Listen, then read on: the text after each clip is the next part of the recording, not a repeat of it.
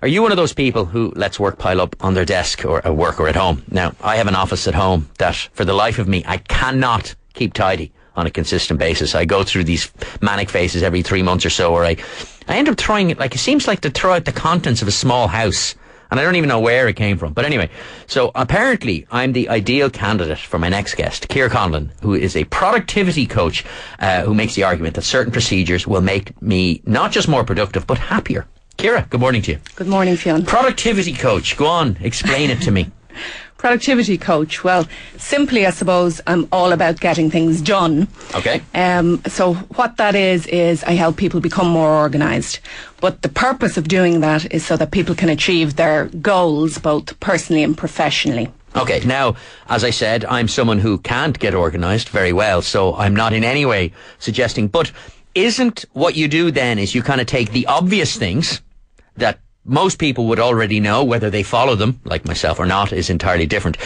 And then kind of presented them as kind of like, here's your working timetable of how to become more productive. That definitely is part of it, okay. Yeah. It's the simple structures that have to be put in place.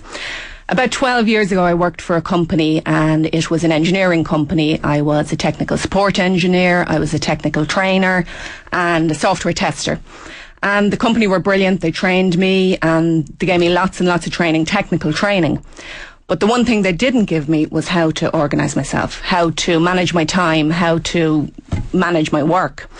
So as a result of that, I became quite stressed. Right. I ended up having panic attacks. And really? Absolutely. Okay. Because I didn't know how to prioritise. I didn't know what was it? You felt that the day was running away with you, you weren't getting the things you needed to get done, that kind of thing. Absolutely. Being technical support, of course, you're always on call, sure. And the next phone call comes in and all of that.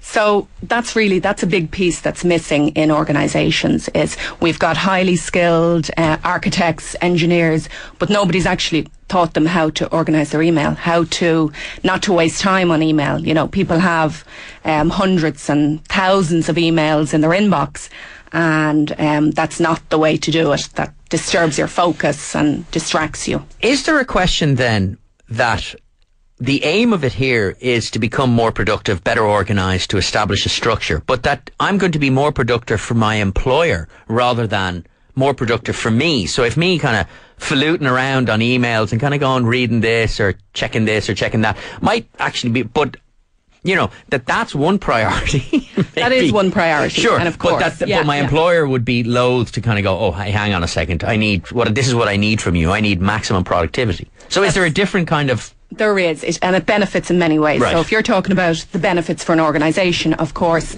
employees are going to get their work done faster. There's going to be more output, which is, the definition of productivity is you put in the same input and you get more output. Which might make me more productive, but it might necessarily make me happier. No. So just looking there to start off from the organisational perspective, I say, the people are going to produce more. So ultimately that's going to mean higher profits for the organisation. Also, another benefit is what I mentioned for myself, is the stress element. Yeah, sure. And I think a lot of people will identify with that. Stress-related absenteeism is a huge loss to both organisations and the economy overall. But obviously then bring that back to the person themselves. If you don't know how to organise yourself and you're suffering from stress, that's not making you happy.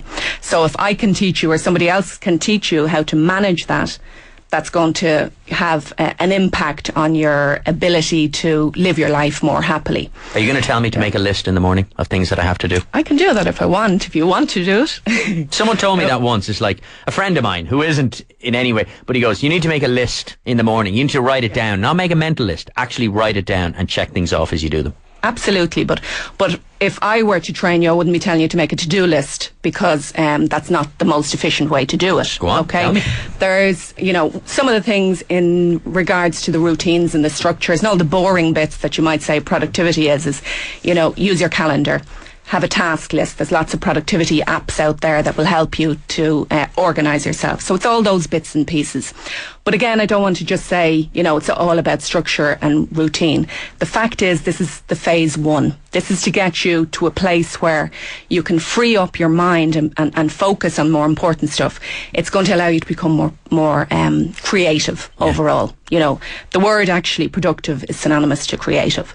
And that's what we all ultimately want. See, but my thing would be this, because I love apps and calendars and things. So, you know, after I've synced all my apps to make sure that my to-do list for my calendar is there in my Evernote and it's there in my notes and then my work calendar and all the rest of it, then it's noon.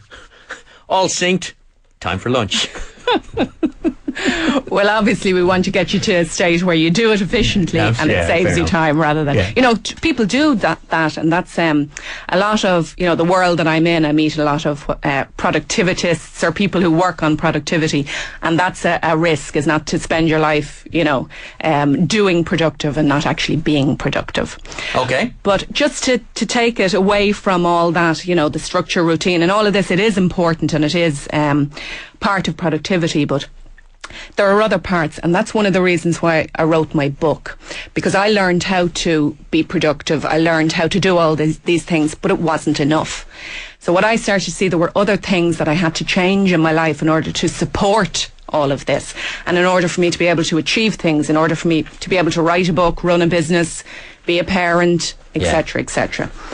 And I'll just give you an example of that. Is Richard Branson was once asked for his number one productivity tip. He was on Necker Island with a lot of people gathered. As you do, the lucky people. Yeah. And one of the guys asked him, Richard, can you give us your number one productivity tip? And he sat back in his chair, as he does, and said, working out. So Richard Branson reckons that by working out every day, it gives him an extra 4 hours of productivity. Is that because his energy levels are up? Like absolutely. That's it. That's absolutely. So essentially, and it's not to minimise the impact of these things, but essentially there's an awful lot of, like, in fact, it's common sense approach to making them, getting the most out of yourself. But that, frankly, not a lot of us follow common sense on a regular basis enough. That would be fair enough, wouldn't it? Absolutely, yeah. There's so few people that do these things, as you mentioned at the beginning of the beginning of the interview. Is like, it's stuff we know. It's all common sense, but we don't do it. Absolutely. Give us the name of the book. The name of the book is Chaos to Control: A Practical Guide to Getting Things Done. And available? It's available Amazon, all the bookshops. But can I just say one thing? Yeah, you can, it's just if people are interested, on my blog, KiraConlon.com, they can download 2 free chapters of the book just to get a feel for it. Can't say fairer than that. Ciara Conlon, thank you very much.